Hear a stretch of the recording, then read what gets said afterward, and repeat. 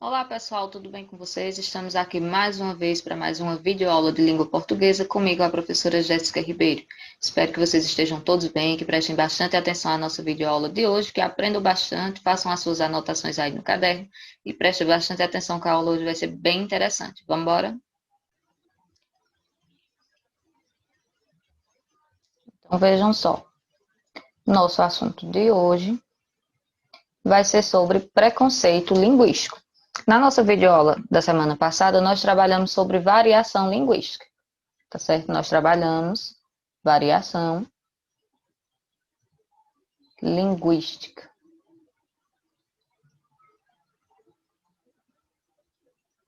E nós vimos na aula passada que a variação linguística significa as várias formas de expressão que nós temos dentro de uma mesma língua. No caso da nossa língua, é a língua portuguesa, nossa língua materna é a língua portuguesa, e nós temos várias formas de expressar a língua portuguesa, que são as nossas variações linguísticas.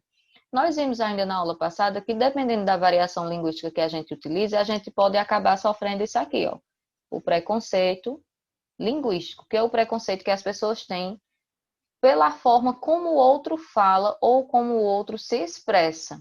Então, as pessoas acabam julgando a forma como os indivíduos falam, como eles se expressam, atribuindo uma fala como uma fala correta ou uma fala errada, acabam julgando, ridicularizando e menosprezando essas pessoas. E aí, na videoaula de hoje, a gente vai tratar um pouquinho sobre esse assunto, o que é o preconceito linguístico e como a gente deve evitá-lo.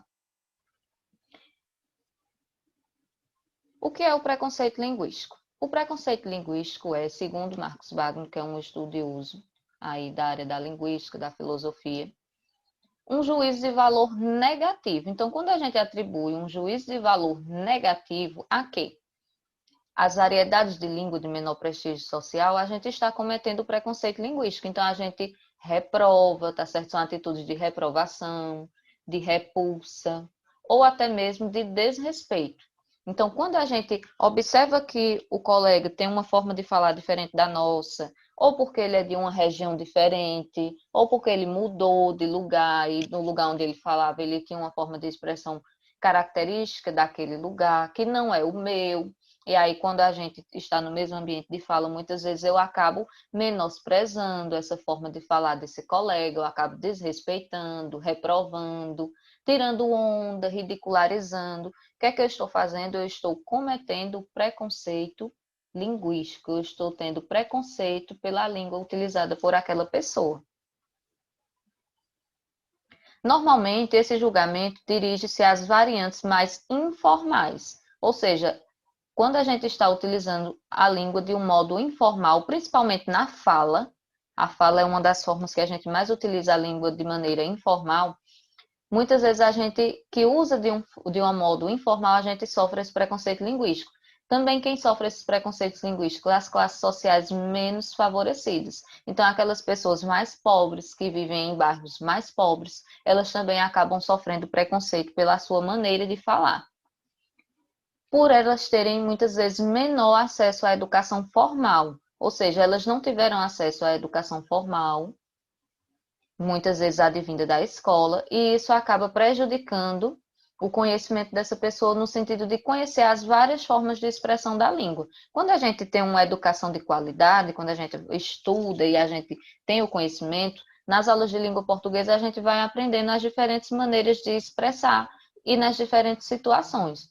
Quando a gente não estuda, se você pega uma pessoa, por exemplo, que não teve a oportunidade de estudar, que logo cedo foi trabalhar e não estudou, então ela vai conhecer poucas formas de expressão da língua. Ela vai utilizar apenas aquela que ela conhece em todas as situações. E nós vamos ver na aula de hoje que, dependendo da situação em que eu estou me comunicando, eu devo empregar normas linguísticas diferentes. Isso vai fazer com que eu evite também a ocorrência do preconceito linguístico.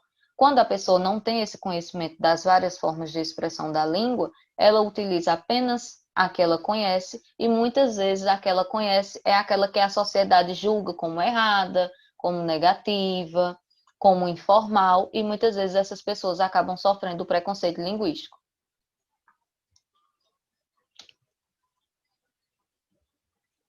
Dando sequência, a gente vai ver agora um pouco sobre o preconceito linguístico no Brasil. Então, dentro do nosso país, a gente sabe que a língua falada ela é oriunda da mistura de raças, do branco, do negro, do índio. Então, no nosso país, nós não temos apenas uma única forma de falar, uma única forma de expressar a língua portuguesa. Embora no Brasil inteiro a gente fale a língua portuguesa, a gente fala de formas diferentes a depender da situação e a depender da região onde a gente mora.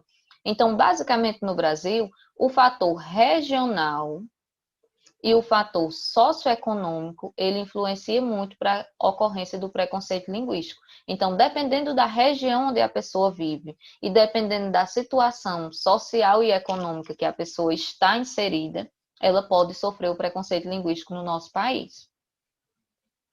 Em relação a esse fator regional, o que é que a gente pode observar? É comum que os agressores, ou seja, essas pessoas que cometem o preconceito linguístico, que vão lá, que tiram onda, que ficam resenhando, que ridicularizam, é comum no nosso país que elas vivam nos grandes centros populacionais, ou seja, nas capitais, nos estados e cidades que têm maior desenvolvimento econômico, e isso é mais comum nas regiões sul, sudeste e na região sul do nosso país. Então, tanto a região sudeste quanto a região sul, elas têm um poder econômico grande, um grande desenvolvimento no país em relação à economia, à mídia, tá certo? E isso faz com que pessoas, algumas pessoas, não todas, tá certo? A gente não pode generalizar, mas algumas pessoas que vivam nessas regiões acabem achando que as outras pessoas que vivem nas outras regiões do Brasil não saibam falar, não saibam se expressar, e elas acabam julgando a maneira como essas pessoas usam a língua, tá certo? Acabam ridicularizando essas pessoas. As vítimas, por sua vez, né, as pessoas que sofrem o preconceito linguístico, normalmente elas estão em regiões consideradas como regiões mais pobres, tá certo? Ou que são consideradas regiões atrasadas culturalmente. No Brasil, essas regiões normalmente são consideradas o Nordeste, o Norte e o Centro-Oeste do nosso país. Isso segundo o fator regional de estudo linguístico, tá certo, gente? Então, muitas vezes nós, por exemplo, que moramos na região Nordeste, nós sofremos preconceito pela forma como nós expressamos nossa fala, pelo nosso sotaque, por palavras que a gente utiliza aqui no Nordeste, mas que lá no Sul as pessoas não conhecem. E ao invés das pessoas abrirem o espaço para conhecer novas culturas, muitas vezes elas acabam ridicularizando. E daí gera o que a gente está falando na aula de hoje de preconceito linguístico. Você deixa de conhecer a cultura do outro e você começa a tirar onda da cultura do outro.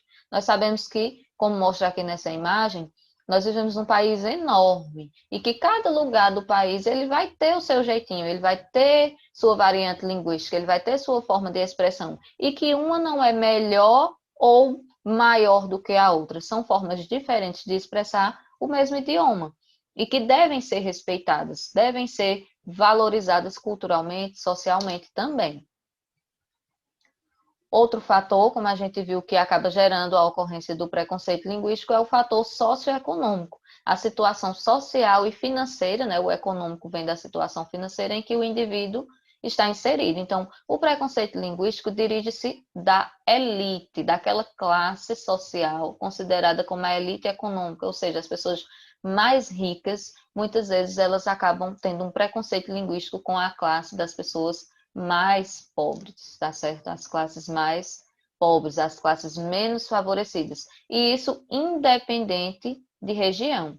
A gente viu que o preconceito linguístico através do fator regional é de uma região para outra. Então, você pega um falante do Nordeste que viajou para o Rio Grande do Sul, por exemplo. Muitas vezes essa pessoa ela sofre preconceito linguístico porque ela chega lá no Rio Grande do Sul falando sotaque aqui do Nordeste. Ela nasceu e criou-se aqui no Nordeste, então ela vai falar coisas características do Nordeste. E muitas vezes ela acaba sofrendo preconceito por isto. Nesse fator aqui, o fator socioeconômico, já é independente da região. Já não precisa mais você sair de uma região para outra. Isso aqui ocorre dentro da cidade, ocorre dentro do bairro, ocorre muitas vezes no grupo social ali da igreja, no grupo social da escola, em que um coleguinha acha que tem mais dinheiro do que o outro, que aí acaba menosprezando a fala do outro, tá certo? Então, o preconceito socioeconômico, ele está relacionado à classe social e ao poder financeiro que aquela pessoa tem. Então, as pessoas tidas como classe alta ou até mesmo classe médias, elas acabam achando que tem uma fala mais bonita, que sabem falar melhor do que pessoas mais pobres e menos favorecidas. É uma forma de preconceito linguístico também.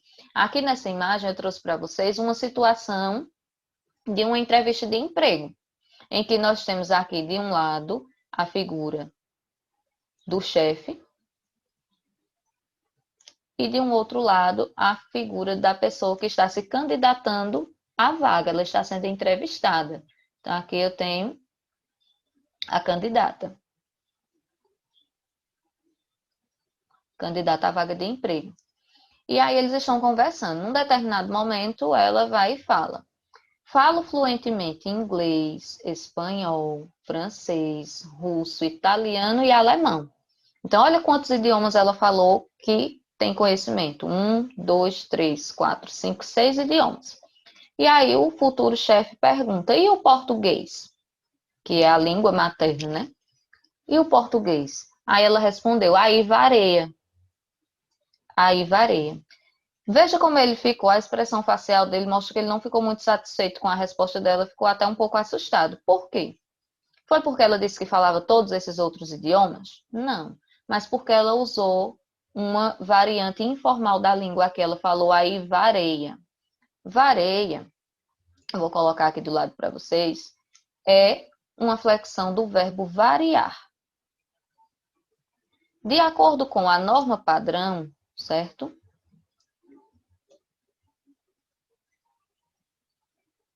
De acordo com a norma padrão da língua, a flexão correta que ela deveria ter feito do verbo variar, ao invés de ela dizer aí varia, ela deveria ter dito aí varia. Perceba que ela usou uma forma de expressão característica, provavelmente, do lugar de onde ela vive. Ela falou vareia. Ela usou uma forma informal da língua. Então, vareia, conforme ela disse,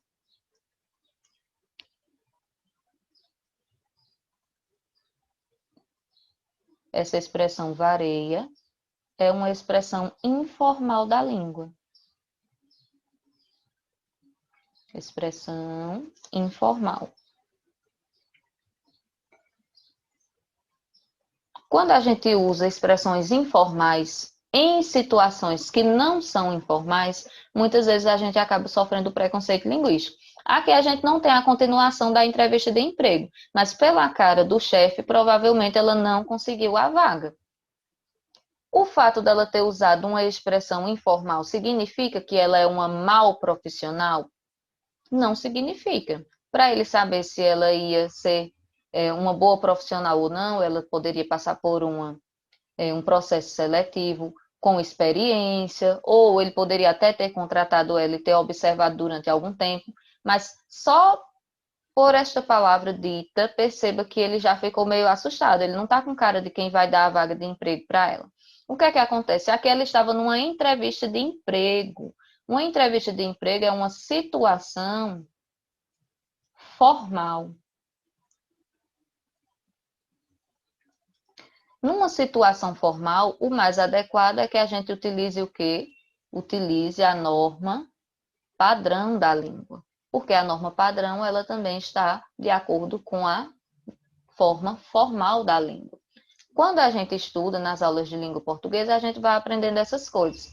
Aqui, possivelmente, ela seria uma vítima do preconceito linguístico, de acordo com o fator socioeconômico. O fato dela ter usado a palavra vareia faz com que ela se coloque num lugar de uma pessoa que não sabe a língua portuguesa, quando na verdade ela sabe sim a língua portuguesa. Porém, ela utilizou uma variante informal numa situação que era formal, que tornou a fala dela inadequada para aquela situação. Não tornou errada, tornou inadequada.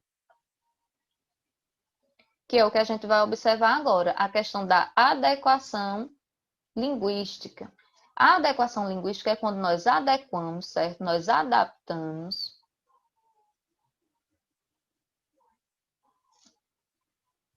a língua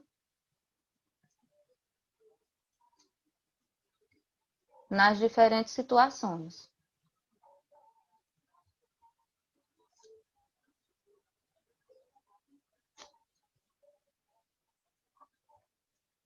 Situações de quê? De comunicação.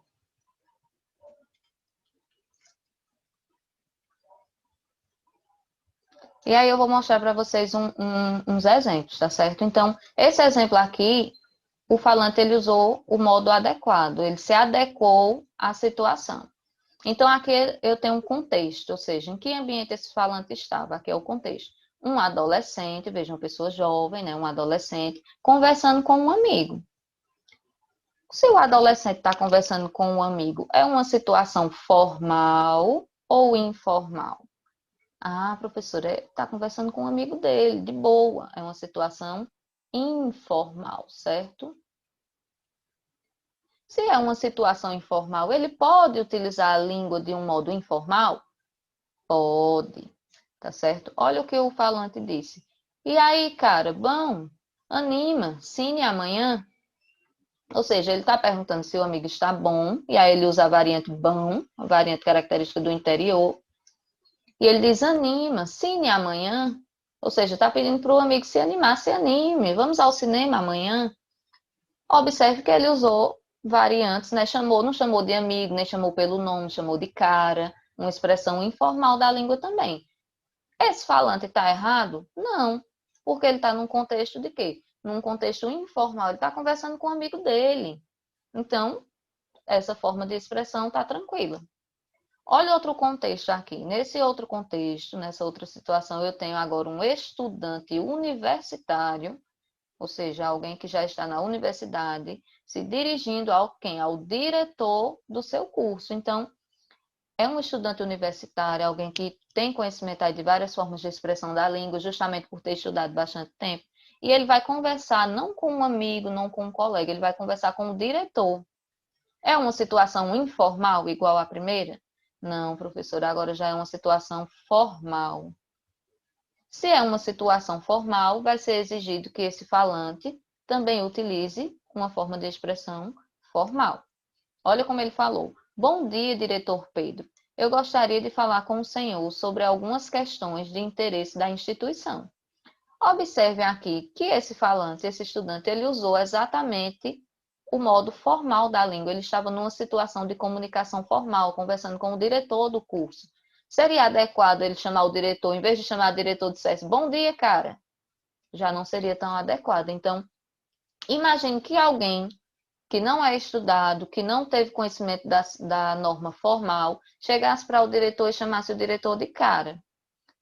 Se esse diretor for uma pessoa que julga pela fala do outro, ele iria cometer um preconceito linguístico. Ele não iria entender que aquele falante chamou ele de cara porque ele não conhecia outra forma de expressão. Ele ia achar que era uma linguagem errada, que estava sendo desrespeitado. Nossa, eu sou o diretor e fui chamado de cara.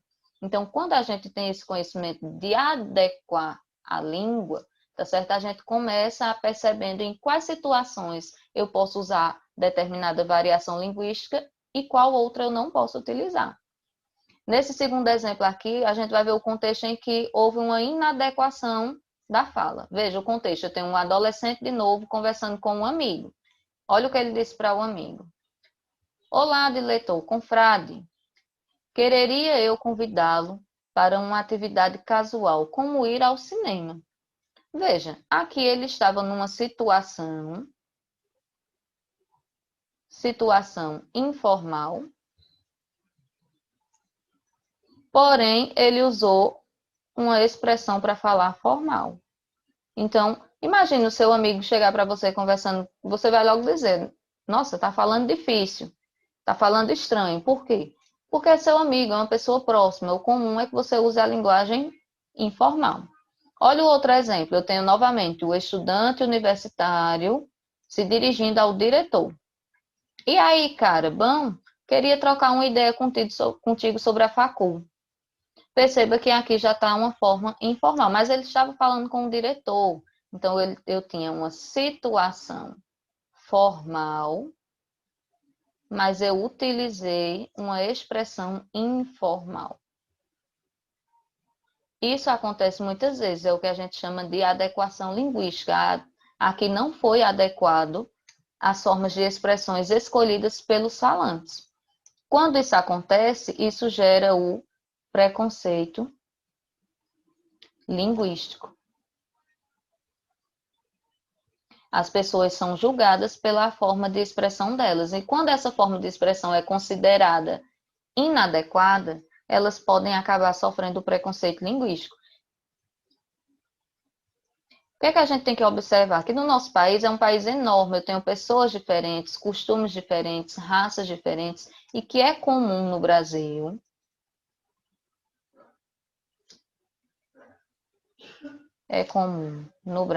certo?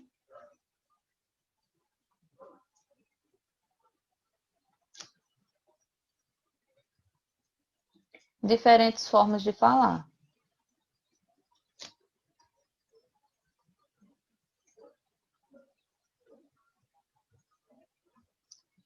Todas devem ser respeitadas.